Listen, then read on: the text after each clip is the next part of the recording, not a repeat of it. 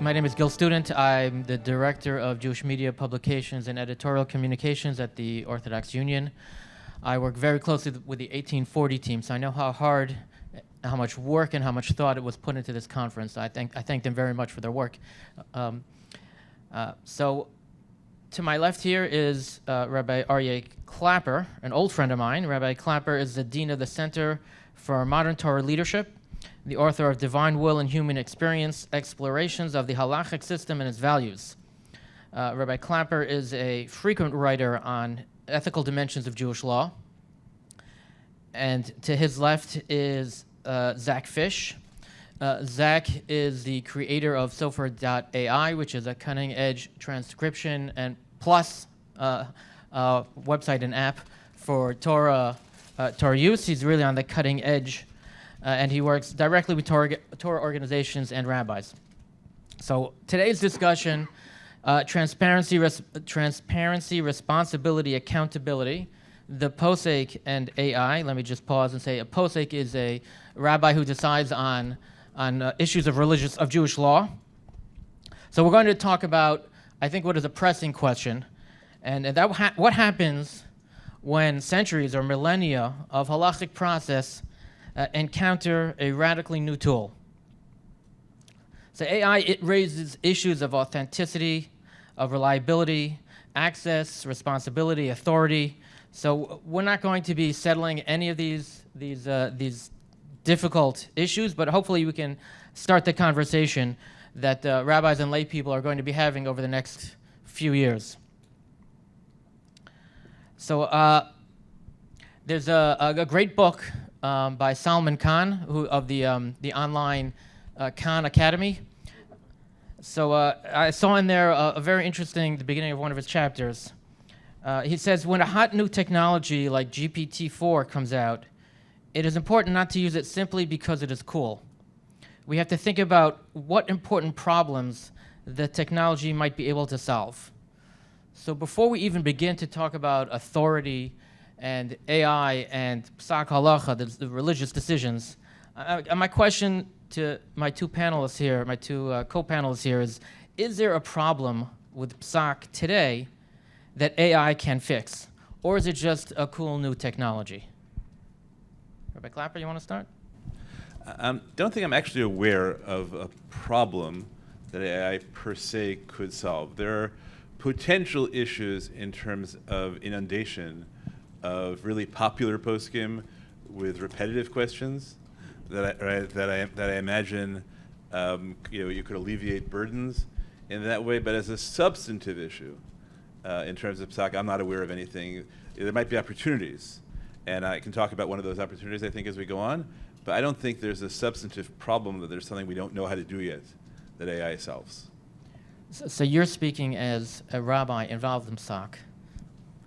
Zach, you're a layperson involved in psak. What are you seeing from the other end? Yeah. I don't think 1840 brought me here as a halachic posek, and I don't think they brought me here as a philosopher and intellectual. I'm really going to approach it from like the engineer perspective because that's what I do. And I don't think from that perspective that AI is the right tool to help in psak itself, to paskin, to take that role. I think what AI does really well is it could help in a lot of parts of the process of knowledge retrieval and making processes in that process more efficient. I don't think, so in that way it could help in psak, but I don't think it is a tool for psak, to go to for psak, and I imagine we're going to talk more about why that is, but I would say, that's what I would say about that. So it sounds like we're saying that it's just a cool new technology. No, I think it's extremely helpful. Like it is transformative and it helps people do so much, but I think you have to have the right mindset of how to use the tool. I think some people come to the AI as an authoritative type of being or thing, and you're coming to it as almost like you're a client of it. Like, do this for me, right? And like you do it, and then I'm asking you to do work for me, and you do it for me. I think you have to approach it as its manager. It is a tool that you are in charge of, that you are fully aware of how it works, and you're aware of its strengths and weaknesses. And once you could realize that, you could use this tool to make what you're doing so much more efficient, so much better, find new creative ideas that you didn't think about, but there are places where there are limitations in the tool, and you have to be aware of that. And one of them is in psak. I don't know if you want to get to I think that now or. No, I want to push back on both of you because I completely disagree. The nature of the Jewish community, the Orthodox Jewish community that observes so many rituals, so many laws, and we have so many law books and so many 2,000 years of development since the Mishnah and the Gemara and so many different opinions, people don't always know what to do. You're raised as a child and you kind of learn by rote and through school what to do in most situations, but in life you're going to face a lot of different situations and questions come up. Used to be, you had to ask the rabbi. Then came the internet. Actually, no, let me take a step back. Let's talk halachic precedents. Then came the Shulchan Aruch, or then came the Rambam, or even before that. Then came the writing of the oral Torah. It used to be all oral, and you needed a rabbi, and you needed to remember things, and you needed to have people with great memories. Then they wrote down the Mishnah. Then they wrote down the Talmud. Then they wrote down the Mishnah Torah. Shulchan Aruch didn't come from nowhere. There were multiple steps till you got to Shulchan Aruch. And then even beyond that, then you had the Chayei Adam, you have the Mishnah Berurah, you have the Kaf HaChaim. There have been many tools throughout the generations for people to just look up the answer, where people can, it's not intended to, where people can just look up the answer and not go to their rabbi. And I see AI just as part of that continuum from Rabbi Google, which we all know people Google most of their questions nowadays. They don't go to their rabbi. And AI, I think, is going to be the next step, not because there's a problem that AI can solve, but because it's just people are lazy. I, myself, normally daven at the shtibel at the corner of my block. Don't go to my normal synagogue 4 blocks away because I'm too lazy. And that applies to everything in life. We're just lazy, and AI is there, so we're going to use it. And Google is really bad at paskening shilas. You Google something, you get a whole bunch of websites, and you just click on it. People do it differently.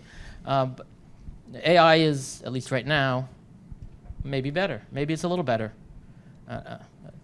Moshe certainly thinks it's better.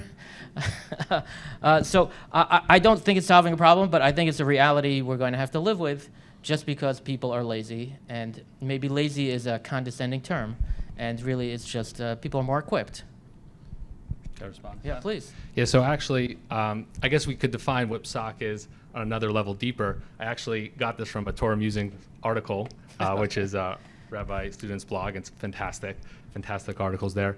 And I believe you have an article there kind of differentiating what is like real psak and what is just technical reference, which is something the Maram Rittenberg kind of distinguished between, I believe, is paskind by the Shach and Yoredeya, that there's 2 types of like what's psak. Like if you just if there's answer in a book and you're just showing here's what it says in the book, that's more of like a technical reference. And like colloquially, we'll call that psak, but maybe that's not real like halachic psak on the same level. What I was referring to is can AI paskin is kind of the more a higher level of psak where you need like this reflection and analysis and to abstract idea from here, bring them together to compare, is this similar to that? That I think there are struggles. For the technical reference, and this is what he was referencing and how it could be helpful, I love using AI tools to find things and to go through Google and to find the relevant articles. I personally have in all my like set prompts, I want links. I don't want the LLM to summarize and tell me what it says and what it thinks, because there are problems of hallucination, how it interprets it.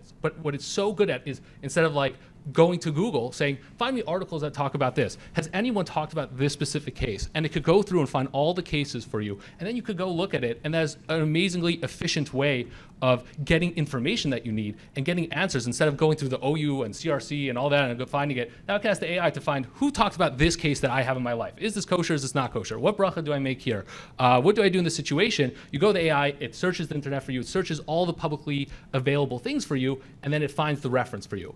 But what I would like to distinguish is I think that is not, there's like 2 layers to this. There's a layer of what the LLM says and the LLM is finding.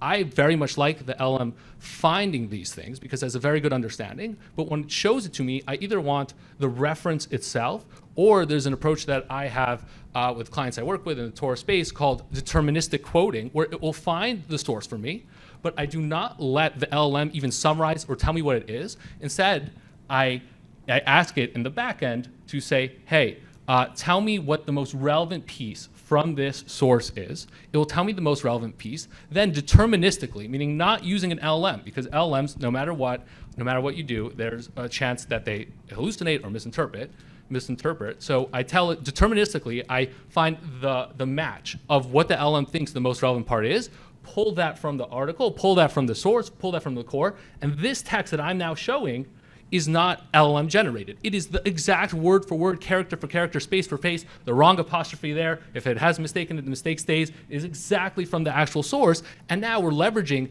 the LLM's doing great at searching and understanding and using what it's really good at. But then I could use non-AI, I could use deterministic coding to see the source, expose it, and the AI could also weave a very nice article for you and say, here it talks about this, here it talks about this deals with this issue, but the actual source that you are looking at is not AI generated. And I think that is like a distinction of like the technical reference of AI being really good at referencing and finding references for you versus it itself generating answers and in itself kind of extrapolating from sources. And there, if you approach it as like, give me psak in here, I don't think it's the right tool. For what you're saying of most basic questions, find me the answer to this, I think it's fantastic.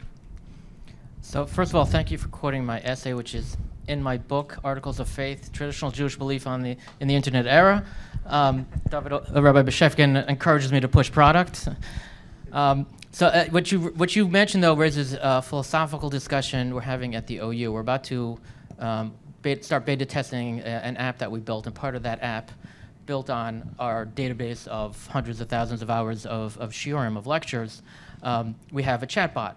And I wanted the chatbot to be exactly what you just said, deterministic. Just get a quote in a shiur.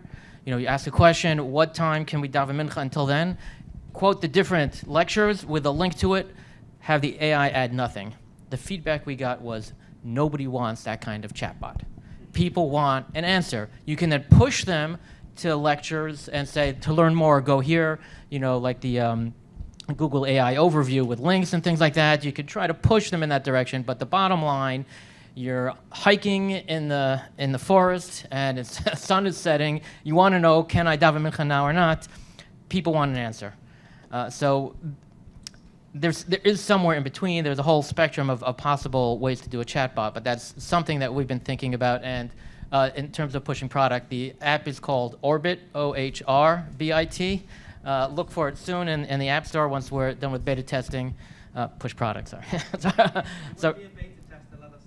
If you want to be a beta tester, please let me or Rabbi Taylor there know. We're very anxious to hear what people have to say. Please. Okay. So I don't have a product to push. I'll start with it's a pity. I'll remember for next time to bring T-shirts. I don't think there's any basis for controversy about information retrieval. I like to say, I'm the first generation of acknowledged Bar Ilan responsa scholars. Whereas at some point in my life, I switched from memorizing location of words on a page with page numbers to memorizing search strings, and that makes that gives me really powerful tools during the week and makes me often the wrong person to ask shilas to on Shabbos. Right? That's right. That's just That's just the way the world works.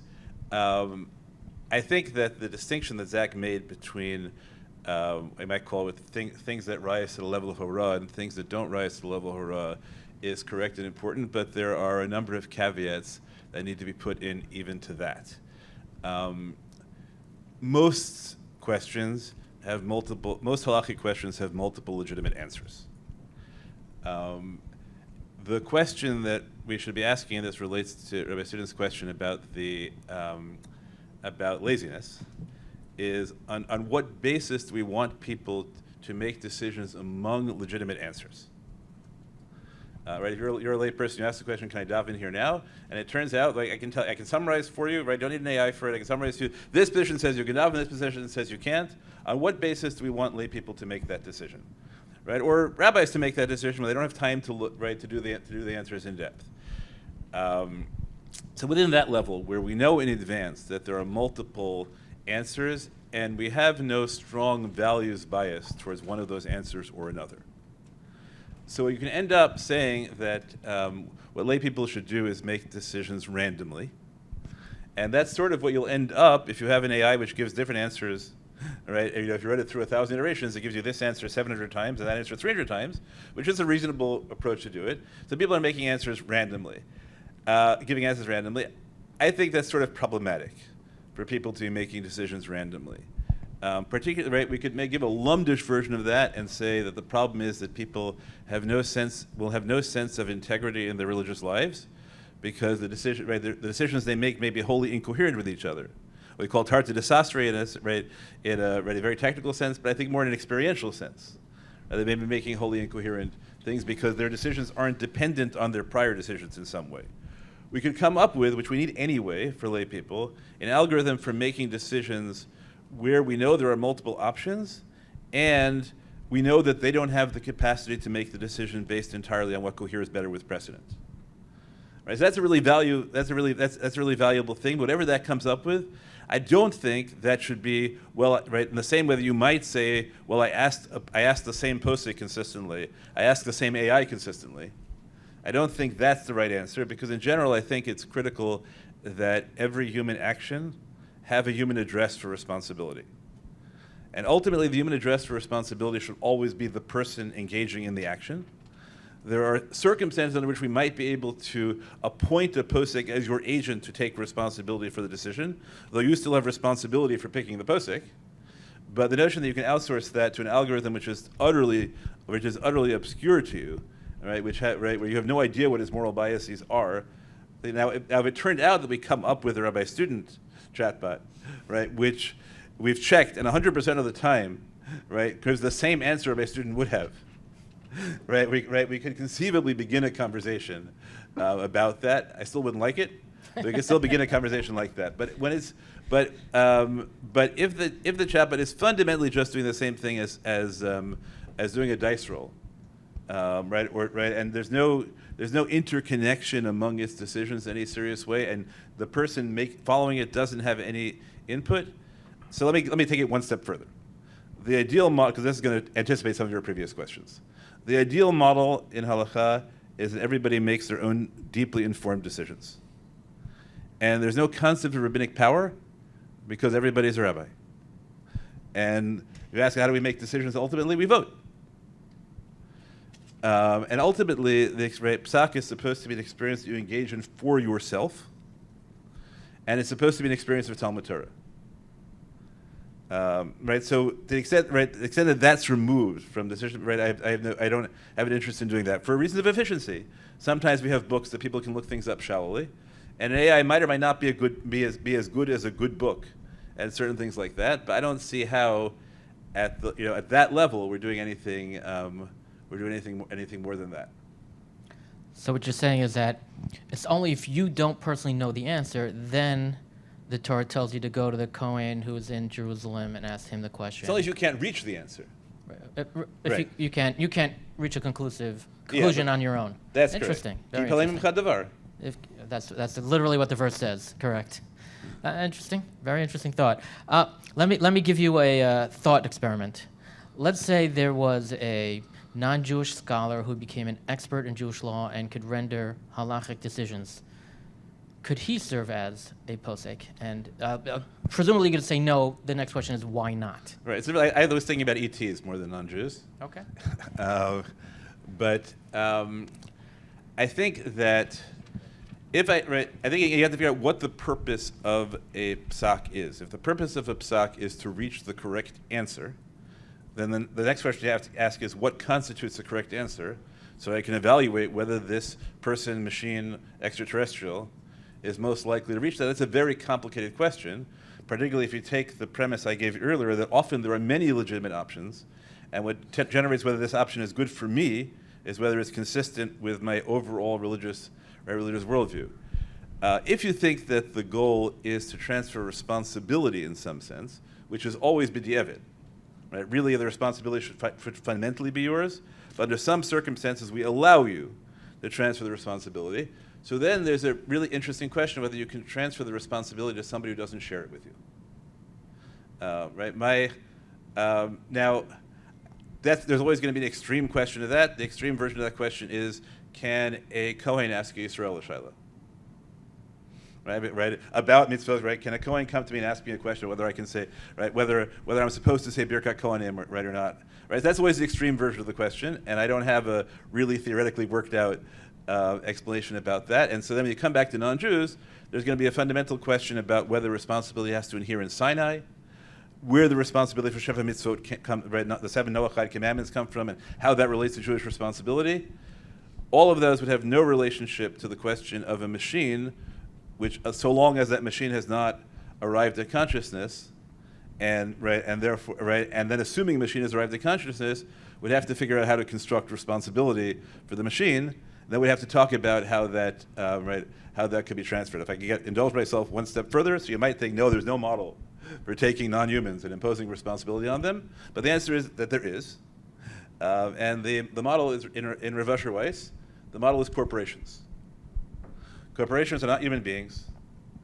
But Rav Asher Weiss holds that they have moral responsibilities which are neither the responsibility of Jews nor the responsibility of non-Jews, nor should a corporation be characterized as non-Jewish or non-Jewish. A corporation is a new entity for which we have to construct a new Torah with responsibilities. So in this, if Rav Asher Weiss succeeds in constructing an ethical morality for corporations, we could talk about whether an AI has responsibility and whether it can be imposed in that way. My bet would be that the corporate responsibilities will devolve onto the human actors in some way, and then you'd have to devolve the responsibility onto the programmers.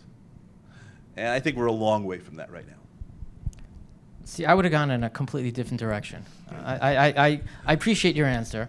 I would have said, actually tying into what you said earlier, that psak halacha, this religious decision-making, is a part of the mitzvah to study Torah. It's Talmud Torah. It's a religious act. And in order to have a psak halacha, so if, like Zach said before, there's a reference just saying, well, the Mishnah Berurah says this, Shulchan Aruch says this, so anyone can do that. You could be a machine, you could be an alien, you don't have to be Jewish to do that. But the actual psak, to come up with a new decision and give guidance, that's a religious act. It's an act of worship, and you have to be part of the same fellowship. You worshiping the same religion. That's why I would say that a non-Jew cannot be a rabbi in that and offer psak. And I would say that also applies to an AI. If an AI is coming up with the original psak, it might be correct on technical grounds, but it's not the act of Talmud Torah. It's not teaching you Torah. So I have three things. Yeah. Okay. One is, that's true, but that's also true if you ask a shaila to a posek who gives you a response, unless you think their act of Talmud Torah is somewhat translated to you. Lilmod ulalamed. So maybe they're active Talmud Torah, and that's part of it. But I think that degenerates into the same kind of situation. Also, you have to talk about whether Jews can paskin for non-Jews on that basis. Also, where now, as you know, right, actually people do, right, people the Sheva mitzvahs do ask questions to Jews, and that would be, so you'd have to modify your same fellowship. I think we can work that out. Right. I wanted to take a few minutes to talk about where I think there really is an opportunity, which may illustrate certain things. So one of the areas where contemporary halacha is radically underdeveloped in ways that create a catch-22. It has no space to develop. Is choshen mishpat, financial law. Right? There's really isn't updated American financial law for batei din. You're making it up in almost every case. And the reason that's a catch-22 is that one of the fundamental categories of justice in financial cases is you have to give responses that meet people's expectations. And when there's no precedent, there's no expectations. So, so people come to court and they don't know, right? People make contracts with expectations of how they'll be interpreted, and they come to a beit din, and the beit din has no history of how to interpret that contract, right? You really can't produce justice. What you could do with an AI is to come up with 1,000 hypothetical cases, which produce 1,000 hypothetical rulings, all of which are in the realm of possibility. Then you could have let's call it the Beit of America, right? Go through those 1,000 possibilities and say, we would have come out this way 750 other times. And now all of a sudden, I have a body of precedent which enables lawyers to predict the outcomes of the Beit of America, right? On a whole range of cases which they don't have time to write their own shuvah about, which never actually came out. But all of a sudden, I can generate a body that functions as precedent. It doesn't make any decisions for anybody in a real case, but it functions as precedent for a beit din as if they had decided 1,000 cases previously, because they endorsed these decisions, and so you could, there's an opportunity Like to a create fictional LexisNexis for what they exactly did. right, like a fictional endorsed LexisNexis, and all of this, and now I have created a body of precedent that can do enormous things. So that seems to me, Interesting. an extraordinary opportunity for AI to do that.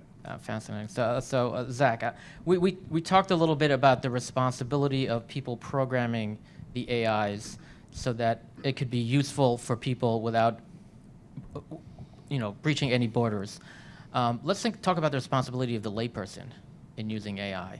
What do you think? What have you seen, and what do you think can be done better and should be done in the future by lay people asking questions to AI? Yeah, I mean, I think understanding, as I mentioned, how they work is the best way to understand what you could trust and not.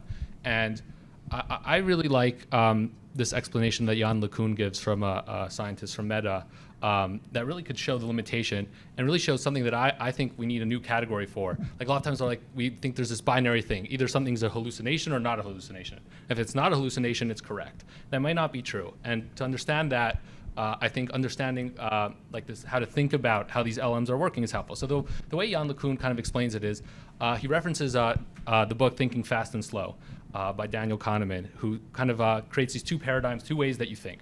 Fast, which is like if I tell you 2 + 2, you're like 4. That you're not really thinking, it's really just like pattern matching of things that you've seen so many times before. You don't have to like actively think about it. Versus there's second system of thinking where you have to reflect and think and abstract at different layers and process. If I tell you, tell me how long it'll take to get from here to New York City, I want to make 2 stops, one to get a drink, one time I have to stop at Target. It's also going to take me, now I just remembered, 15 minutes to pack up. I might schmooze for a few minutes on the outside, and add all these things. You're going to have to think through it, process, abstract, what level of detail you have to get to think about. There's a lot of processing that has to go there. So he explains that the LLMs are just pattern matching. That is functionally what they do. They're a fancy autocomplete that has a lot of really cool technology in it to understand what is relevant to complete the sentence. The original OpenAI endpoint was called completions. It is completing the text. So it is only thinking linearly. It cannot abstract at different levels and have a world model of understanding what level of abstraction needs to reflect on and understand how this, at this level, how this compares to this, is literally just thinking in a line what word comes next. And they program it and they call it reasoning and they brand it thinking. It doesn't actually mean thinking, it just means they are adding more levels of this linear thinking, which is really not how we think. It's not how we would, if we ask you to think about a piece of Torah, you would not just be thinking. You're not thinking in that way. You're abstracting, you're comparing, you're reflecting. So I think this is why anything that is not a direct quote has to be understood that it might not be produced in the way that a human will. And what this could be is it's not a hallucination, it's not incorrect, but there could be logical fallacies in it, or just things that's not the best explanation, or or the LLM is inferring something that really a human would not like pick up from there, because in its pattern matching, this kind of what makes the most sense, but it's not actually how a human would analyze this piece of text. It's not actually what would come out of it. And honestly, if it's not exactly how the person said it, you are allowing the AI's bias for how to interpret that in. That's not how I said it. Why did you explain this in a much more softer, humanistic way? Why didn't you say or why did you think this value was the core value in my piece? Really, this is. So there's a lot of things that are not hallucination. Wow, this is wrong, but it's just not necessarily right or the most correct or how we would want it to be. And the issue really is because the nature of the pattern matching is like that, is anything that it produces seems really good. Like it just like flows so nicely because it's matching all these like patterns that we've seen before. And it, like from word to word, it looks so good. So when you're reading it, it reads really well. But if you would actually a lot of times take the ideas and parse them out, sometimes for really simple questions, it's creating these much more complex things that just like flowing. And a lot of times the longer answers, that's where all this fluff, it's hiding behind this word salad of like really nice flowing things. It's like, no, it's like a simple answer. Like, here's the answer. Or just like you're not being direct. And I think that's why a lot of times demos like with OpenAI and Claude, they'll always like ask you to create these humongous dashboards and like create this new thing from scratch. And you could hide a lot of like inconsistencies in there because like overall, wow, this beautiful thing. But to ask it to fix a bug, to ask it to give you a really nice line of code, really something concise, that's harder. In the world of halacha, the same thing. In the world of when you need precision, you need to be correct. This is where where it struggles.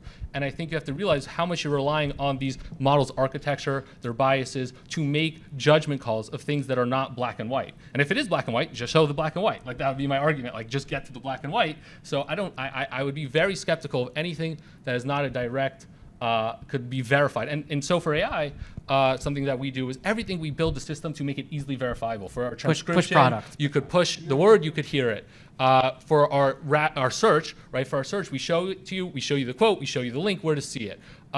We want everything to be linked back to the original text. You could check it, and I think for consumers, like as I said, when I use OpenAI, I really try to use it in this way. I try to use it to help me find the resources, but I verify myself if it's correct. I ask it, where did you get that from? Okay, show me the article, let me check it. I think it's very scary to trust its interpretation of things, how it sees things, even if it's not an exact horrible hallucination, just how it's understanding text. So you're saying the best consumer is the educated consumer, and it's the responsibility of the layperson to become educated. I would say that.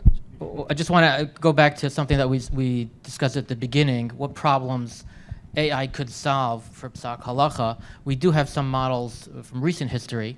One is, let's say, Yoatzot Halacha, text messaging, WhatsApps. Not everyone is comfortable asking a rabbi a question, and AI will give people more access to getting answers and to actually following halacha properly that otherwise they may not do. It's the responsibility of the people creating the AIs to still nudge them, because to create that personal relationship with some sort of a rabbinic mentor or of a halachic mentor, but there are great possibilities of reaching many more people than we are currently reaching if we do it right. So Lamaisa, realistically, people are going to be asking their halacha questions to AI. We should be creating the AI tool so they can get good answers that push them in the right direction towards greater observance and greater connection. I think we're going to open it up to questions now.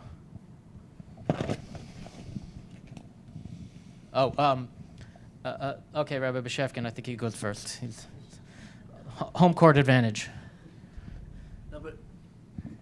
It relates exactly to the last point that you made, which is instead of looking at AI as about laziness, thinking much more about access and embarrassment. And I was wondering, what do you think, what is the potential of AI learning how to factor in the human condition or where a person is, and then giving them a psak halacha that is appropriate for their station in life?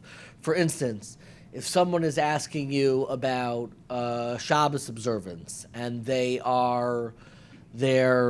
already in adulthood, they're married, they have children who are not observant, you may need to give a different form of psak about how Shabbos can be manageable without destroying the person's private life. And equally, you could say the same when it comes to whether it's young children, whether it's people who don't have a religious background.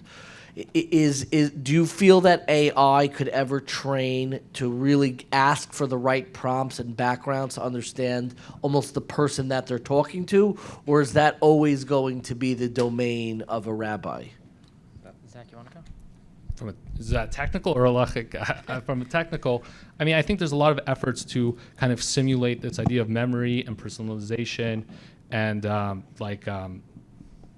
like that knows about you. And like and the more you talk to ChatGPT, you can see it saves memories, and it will then, like, when it answers you the next time, it will like bring that tidbit in from your life. And sometimes it's scary depending on the context, but that is the goal. It's artificial, hence the name artificial intelligence. It's not, it doesn't, as mentioned before, the AI doesn't have like a world model for like how things interact in the real world and for yourself, and like kind of how to balance these things. And it's missing so much. Like, if you could see even like the specific memories it has, it's like a one sentence about you. Like, it's not like a holistic understanding. This is one of the other things that like Jan LeCun criticized about LLMs, that they can't reach this like high ideal that a lot of people think. They don't have this long-term memory that they've developed, and interactions that they really in a real way could change and form their opinion over. They could pull from the system, this fun little tidbit about him, and like reference it, but they're missing a lot of context. And I think just like think about, and he makes this point as well, and it resonates with me. They really are just looking at text and all that. And in the real world, there's so much more to that dynamic. There's feelings and communal interactions and what is in your community. And they are not embedded in that space, and they don't understand that space. And they could try to simulate it by matching patterns that, oh, there was one article that one time this rabbi was lenient because this person was going through the hard time. And it will pattern match that, but it doesn't actually indicate that it could understand it on a deep level, like full holistic level that a human would be able to. So I think I want to answer that on several levels. First, I assume that Zach is entirely correct about the current state, but I also think it's the wrong question. You're right. The question is not whether an artificial intelligence can understand a person. The question, if your only goal is to get the right answer, the question is, can you come up with an AI which can simulate the answer that a competent posek would give you as or more often as the average posek, right? Not as a great posek, right? But the question is, right, am I better off asking an AI than my shul rabbi? And I assume that an AI can, right, assuming an AI is trained, which as like medical diagnosis, right? So most medical histories are going to be taken by AIs at some point soon because they're infinitely patient. And that way makes them much better than doctors who have an understanding of the physicality, but they're infinitely patient, right? They don't have bad days. So I don't see any reason in principle that as the equivalent of a physician's assistant, you won't in the end up doing fairly shortly better on the vast majority of shilas by asking an AI than you would by asking your local shul rabbi. That said, I think that the core the questions that I taught earlier, one is that there has to be a location for responsibility. I'll put it in pure halachic terms. Suppose it's wrong. Who brings the korban chatat? Right, who brings the sin offering? An AI is not going to bring a sin offering, at least AIs as we have currently. So that means people have to understand that the locus of responsibility is their own. And there's going to be a fundamental problem if people think that I resolved my responsibility because the AI made the decision and I don't have to think about that. In the same way that people asking a posek should, right, but not, there at least you transfer some of the responsibility, right? But if a posek, for example, tells you should go commit genocide, you need to ask a different posek, right? You understand that ultimately, right, I have this question with conversion candidates all the time. Because conversion candidates are often trained to believe that what they're supposed to do is whatever the rabbi tells them to do. Right? So I asked them in the interview, so suppose your rabbi tells you that X group, right, is the kind of group that the Torah tells you should commit genocide against. Should you go commit genocide against it? And they tell me, of course. No! Right? Wrong answer, right? We don't want you to convert to commit genocide. Right? That's not it, right? That's not a purpose.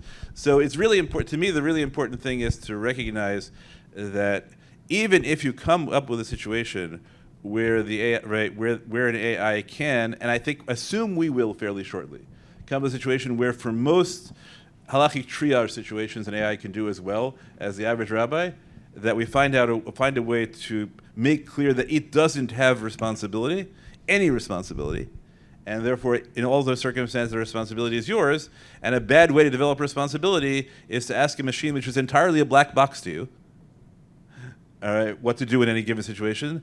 In the end of the day, even if you make every quote-unquote decision correctly, you will not be living a religious life. More to your question, Rabbi Shefkin, how does a rabbi learn what questions to ask, how to take into account all these human factors through training, through shimush? He learns from senior rabbis. Once you have the word training, you realize an AI could be trained also. You could get the YU Smicha faculty to sit down with an AI and train it. And you could have, Rabbi Benjamin Yudin, have everything he does has it traced by an AI, so it learns how to do that. It could, in theory, be trained just like, maybe even better than a rabbi.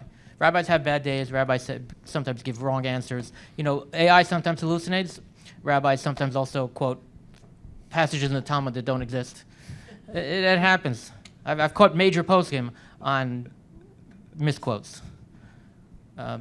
Josh Herzberg right here.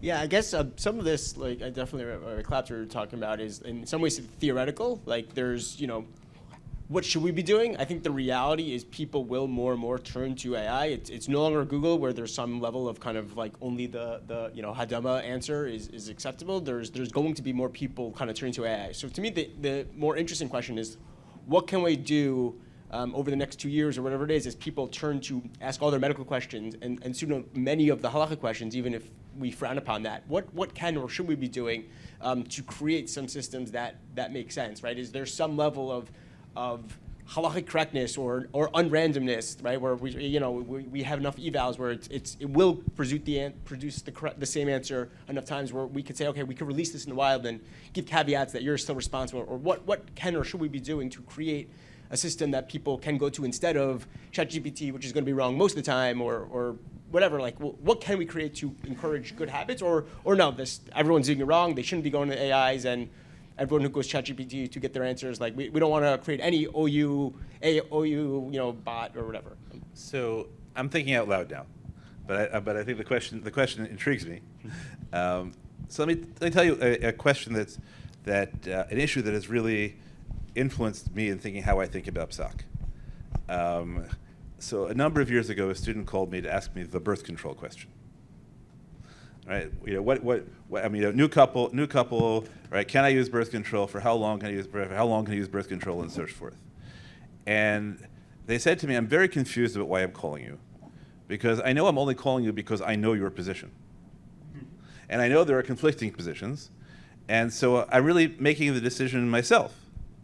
Right? Why am I calling you? What good does it do me, right, to call you when I really made the decision myself? That's a really important question of what psak is doing, and that drove me to the issue of starting to think about what it means to live an integrated religious life. So here's one thing you might want to do. If you follow this psak, then here are 9 other questions that I've been asked, which would come out this way. And if you follow that psak, then here are 9 other questions I've been asked that would come out that way. Which of these patterns of 10, do you think comports with your soul's vision of religious life, and which don't? That would be an AI at least forcing you to engage in consistency, as opposed to what we used to call shita shopping, right? Or what the Gemara calls picking the kulos of Beit Shammai and Beit Hillel, right? As opposed to picking right. So I think that kind of thing, in which every answer forces you to think about an overall religious context, and not just this is what to do. Now, the question whether people will go for that, whether people will really do it, right? That requires product testing, right? But I think that would be a way in which an AI could, right? And again, we're not talking about. Ultimately, we're not turning over all the medical care to AIs yet. There's always going to be a doctor supervising the answers. For now, right? And when we get to that level, we'll have to talk about that. But for where we are now, right? Next 2 years, that seems to me like a really useful thing that one could do, is to have the answer push people to consider what it would mean to be consistent with this answer. I personally think we're late to the game. People are asking ChatGPT halachic questions and getting mixed quality answers. We are, as communal leaders, if we consider ourselves communal leaders, we're obligated to create better AI products for people who are whether it's just looking for references or basic halachic answers. We have to be there, and we had to be there yesterday. So I want to open this question with 3 premises. Premise number 1 is that, and this is something I know the Rabbi student knows I think a lot about, new Jewish denominations coalesce around the positions of the leadership of those denominations as accepted by the people who are accepting that. Premise number 2 is that, and we have records to show this, especially since October 7th, is that more people are curious about how to practice Judaism in their lives than ever before. And a lot of those people, instead of asking any rabbi whatsoever, or even searching on Google, are asking ChatGPT, Claude, et cetera, these questions. Premise number 3 was said in the second premise, which is that they're not asking the OU AI or the Rabbi AI. They're asking whatever large language model they have the most access to on their phone. Given those 3 premises, I'm wondering what the Jewish denomination around people who only know Judaism through asking AI how to keep Shabbos is going to look like within the next decade. And number 2, is that a net positive or a net negative, given that when they see, especially even Orthodox rabbis, saying AI is great for these kinds of things, and they're not going to go to our AIs, they're going to go to their AIs?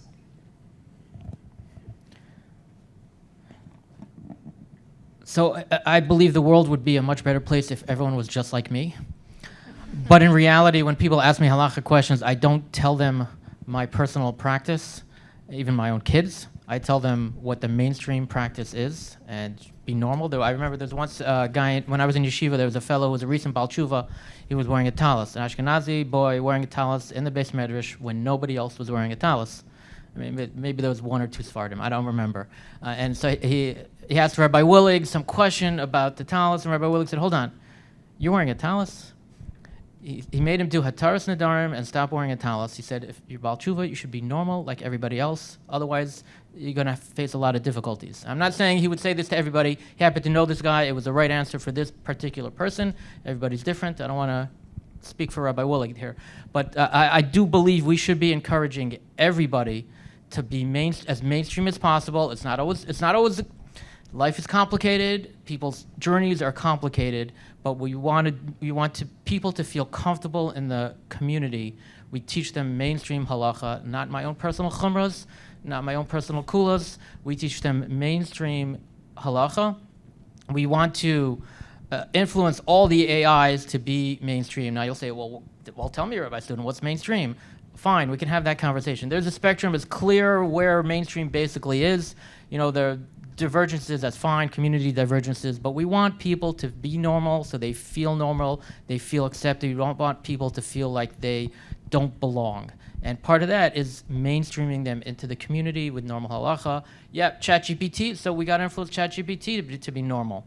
And I don't know how to do that. Maybe some of the strategies we had from the last session, we could also go into Wikipedia and change all the entries to follow mainstream halacha. I'm half kidding. I'm about 99% kidding. But there's got to be ways that we can let people know what mainstream is. And some of it's just websites. Yeah, they're going to AI, but eventually they'll go to the outorah.org and they'll see, oh, wow, that's actually not normal what I've been doing. And they'll adjust because they want to feel accepted, they want to feel part of the community. I don't know if anyone else wants to adjust. Just one comment. First of all, everything I said, obviously theoretically, things could change. The comments I made were assuming current architecture, so there always could be breakthroughs.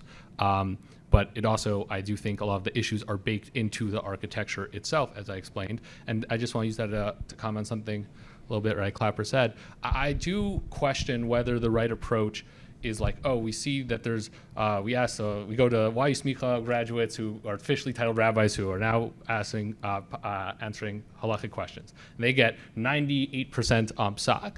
And the AI also, we do the same questions and they do 98 psak.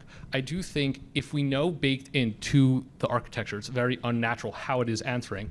I think in general, we see for unnatural things, we have a higher standard for how good they are. For example, like self-driving cars, you could prove that they have a better fatality rate than humans, but because it's unnatural, we kind of have a higher standard. Or even, let's say, for conversion, you're not naturally born Jew, and you convert, there's a higher standard. I didn't have to do anything to be Jewish, but to unnaturally become Jewish, you have a higher standard. To adopt a kid is a lot harder than having a kid naturally. You have to get checked and all this. And because if you're doing something against the natural way, I think there could be unnatural consequences or mistakes that are not like baked into how we deal with normal mistakes if you would ask a rabbi, and there's consequences to that. So as long as the architecture is like fundamentally different, I do think it is questionable. I don't know, I'm not a policy person, but I do think it is a question to raise whether just we could like have a eval and, oh, it passes the eval, it's good. I think it's something to think about. I have two comments. Aside from endorsing that, I think a higher standard is a good idea. I also think that the gravest danger is that we incorporate precedents we don't understand, and we end up with a halacha in 30 years where all the precedents have been produced by black box means. That's why I'm only talking about universities which are overseen, where there still are there's still a higher level of psakim by human beings. Anything beyond that, right? Halacha without lack of transparency, with no possibility for Talmud Torah in the future, that I have no. I do worry about. I think there's always centrifugal and centripetal forces in halacha. And so you want, for individual people, you want them to be mainstream, and you also want them to be tolerant, and you want to create a base medrash where an Ashkenazi wearing a talis is fine. Right? There's always the challenge whether you want to make the kid who's wearing the talis stop wearing it because he should be normal, or you want to make everyone around them say, hey, there's a minhag that you can wear a talis, why shouldn't this person wearing it? Because what if they can't be matir neder? right? What if they really have a deep emotional attachment to their parental heritage, things like that. So in the same way, I guess I would push very hard that even if you think that I think it's probably right that most people asking questions should get mainstream answers, they should get mainstream answers with the awareness. And some people, I think it's really important that they keep having, and some people do this, and that's fine. That can be programmed in very easily. Right. Rabbi, I don't feel the need to defend Rabbi Willie because I think I already said that every circumstance is different. He has nothing but respect for Yekis, I'm sure, as do I. His shul. It was my point simply was we want to mainstream people as much as possible. But yeah, everybody has their own journey. Everybody's living complex lives, and rabbis are very helpful for understanding that, and maybe AI in the future will be helpful for understanding that also. But yeah, sure, absolutely. We do need to be tolerant. It does not go without saying. So thank you for saying it. I think. Oh, sorry. Please go ahead. Thank you. I guess I wanted to talk about or ask about the role of the rabbi or posek in giving guidance on two levels. First, in the halachic process itself, something that that I think is an essential role of the rabbi is to also give guidance not just on whether this act is permissible or not, but on what are alternatives I have to get to my desired state while keeping halacha properly. My teacher, Rabbi Aryeh Klapper, who's a great teacher of halacha, is exceptional at this. I think often people come to him with a question like, it's either this or this, and he says, I think there's a third option that circumvents the entire problem. I don't think there's a question of technical feasibility in implementing that in any AI-based product, but I guess what are the considerations that would go into implementing that kind of meta-analysis of like, okay, how can we get to the desired result in a halachic way? And then kind of shifting also into guidance more generally, the role of the rabbi is also to give religious guidance, to give encouragement, to give insight into the religious experience. How do we bake that into the system? Should we include that in AI products that we're creating? And what are thoughts in doing that? I know there's a recent New York Times article that talked about how people in faith communities are turning to AI either for religious guidance or to actually have conversations with God, like literally saying hi God, and there are chatbots that have been created for that purpose. So what's our stance on the more general religious guidance piece? Okay, so I've been working on the chatbot for the OU app. So yeah, we definitely have built that in. We have like 9 pages of guardrails and guidelines, and part of that is that we're very much focused on the religious development of every individual and their intellectual curiosity, and pushing them along to learn more, and to also their psychological well-being. There's just these are very important issues that can be taken care of and handled very well given today's technology. I think chatbots are actually pretty good at it to a degree, meaning that you still need to have human beings in your life. You still need to have therapists. You still need to get out. But when you're just asking a specific question, AI can give you a pseudo-therapeutic answer that makes you feel good and pushes you in the right direction and talks to you about personal growth and things like that. It can be done very, very easily with today's technology. I don't know if you disagree with that. I don't necessarily disagree. I think it's scary because you're relying on the model. You can put whatever prompt you want and whatever strategies for, originally they're really bad at rejecting your assumption. You ask a question, they would always roll with it. Now you have strategies you could have in the reasoning, like first reject the assumption and see that, so you have all these strategies, but fundamentally you're relying on an LM that needs so much data, and most of that data isn't Jewish data. So when things aren't going to be black and white, it's going to default to those values that are not necessarily baked in or exactly aligned with our Jewish values. Great for us, like Western values, often very much align with our Jewish values. But you're just relying on like a basis that you are kind of sugarcoating on the top level and like kind of fixing around, but like the fundamental architecture and the fundamental biases and like as we saw with like the anti-Semitism are things that necessarily we wouldn't want to expose, and because and they do often come exposed even when you take measures to try to prompt it in a way and architect it in a way to not expose it, only tell it this and only do this. But as you see, sometimes the simple change in wording of a question could totally change how it answers it and totally get around its like default prompts or the architecture. So I think it's kind of this hard balance, because in reality you could create these systems that are really good in guidance and like look really good, but they like at the fundamental level there are problems that could come up that are scary, that if they do come up for a single individual and like they start going down this path, and there's stories with OpenAI as they go down these paths and like it goes around their guardrails and they get in these loops, that I think it's just caution is good. I don't know. Yeah, we've built in mental health guidelines. Like if someone says anything even remotely self-harm, then we have a phone number to call and things like that. It never occurred to me that a Jew would actually want to talk to God. So I put in I will add in some sort of guidelines for the "Are you there, God? It's me, Margaret" scenario. Thank you for that. So I think with that, there's Mindy, you want to ask a question? Well, does anyone have a microphone? Dina, right there. It's kind of a follow-up question that I was thinking earlier. As most congregants inevitably will be using AI for the more technical questions, is there any thought about the shifting role of the Rav, like for that Selich HaRav part of it, right? Most people's relationships are calling with a kosher treif, and especially as more technical personal questions can be solved using AI, will the role of a Rav in a community be changing? Oh, you want to talk about that? I could. I guess I can start. I think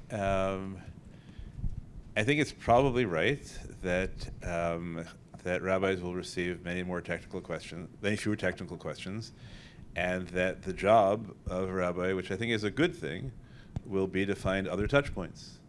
It wouldn't be a terrible thing if people called much more often to ask about ethical questions than whereas previously they call, or about religious growth questions, whereas previously they called to ask about technical questions where it doesn't really matter what the answer is one way or the other, and probably we'll probably specialize AIs for shuls, right? So that you can say, like, if you go through Young Israel of Sharon, right, you'll discover that that if you ask the question about whether you can kosher your dishwasher, right, it gives you this, right? It puts in your local rabbi's thing, right? I think that I'll give an analogy that one of the great things that happened to the pulpit rabbinate and to the poskim in the past 30 years was when the psychologists convinced us that the vast majority of shalos were being asked by people with OCD, and that the right answer was not to answer those. You were just feeding it if you answered people with OCD, and that probably is an extra 5-6 hours a week, right? For the average rabbi, and that's great. That's just great that you have that much more time to right. So if the rabbis who can't figure out how to build relationships except through people asking technical questions, so that they're not going to be as good as they were. I would just add that this is not something new. This is something that's been going on since, I guess, when did the World Wide Web start? 1994, something like that. It's a process, and it's been getting more and more. The rabbi's been shifting into the pastoral role, but there are still people who feel more comfortable asking the rabbi directly. That'll probably continue. And I wouldn't say OCD, I would say more nudnik. OCD is a technical term, but there are plenty of nudniks. I get it also, and I'm not even a shul rabbi, that just come to me again and again and again with all sorts of questions. And they're nudniks. Okay, so that's... So I think nudniks... Lil Mo Lil Lamed, that's part of my... Nudniks, you should answer the question. OCD, you shouldn't, right? I think that's an afkamina. Just maybe another perspective of how it could do the opposite. And again, this goes to the consumer level. You have to be educated to use it in this way. But I think a lot of the reason that people don't ask questions to rabbi, they don't know where to start. They don't even know, like, what is the basic question, what is the background. And a great way to use AI is if you want to ask a rabbi a question, you don't want to feel embarrassed that you don't know anything. It's like, give me background to what's going on here. Give me the main sources. I don't know exactly how it applies in this situation, but at least now I could ask an informed question. And that's wonderful, like using AI for the right thing. And it goes back to, I think, the fundamental thing I said at the beginning is, like, in society, we're starting to approach these AIs as a place of authority They should just be seen as tools to do what we want to do. And I think if you look at it like that, it could help you build your relationship with the rabbi. Now you can have better conversations with him. You can have better questions. What am I interested in? Ask the AI. What type of things could I talk to my rabbi about in this topic? What are things articles that are gray areas that I could clarify with? So many things that could help. But it comes to, I guess, education or the individual to build it, or the people building the tools to build it in that way. So yeah. Best case scenario is so like, I got a shiloh this week, and I get more of this kind of shilohs where the shiloh began by this: I read the following 3 articles, and this tshuva, and based on those 3 articles and this tshuva, I think this is probably the outcome. But I wanted to know whether you would discuss that, whether you can analyze whether you think that tshuva is correct.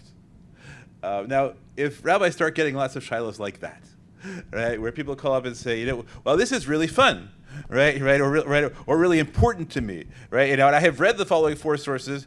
Now, the honest truth is that if you call your rabbi and ask a shiloh, many of your rabbis are going to ask ChatGPT. So creating a world in which we expect much more, I think everyone will tell you that now that we have for all the concerns we have, right, as I think Rivka Press-Schwartz said yesterday about the failures of modern Orthodox education, we have a massively educated laity, possibly the most educated laity in history, and the expectations from synagogue rabbis who handle halachic matters are much, much higher than they are. Now, there are 2 ways that can go. One way is to create a much more intellectually demanding rabbinate. The other is to just totally say that we don't need rabbis for that. We have ChatGPT for that and a few specialists, and the rabbis will devolve into entirely pastoral roles. That's a really important communal decision about how we want to construct the role of religious authority in the community. So if we could finish up, I just want to clarify my comment on that. We'll never get to the point where 100% of the people are asking AI and not rabbis. There are always people who want that personal connection. There's Shabbos and holidays, but there's also people who want that personal connection, who want, and really probably more than half of the people are going to be going to the rabbis no matter what. The rabbis need to be trained or need to be good, and there'll always be a need for rabbis. This is not about trying to keep our jobs or centralizing power or authority. It's really about how we serve the community best. So I want to thank my 2 panelists. I want to thank everybody here for a great conversation, and Amir Hashem will continue in time to come.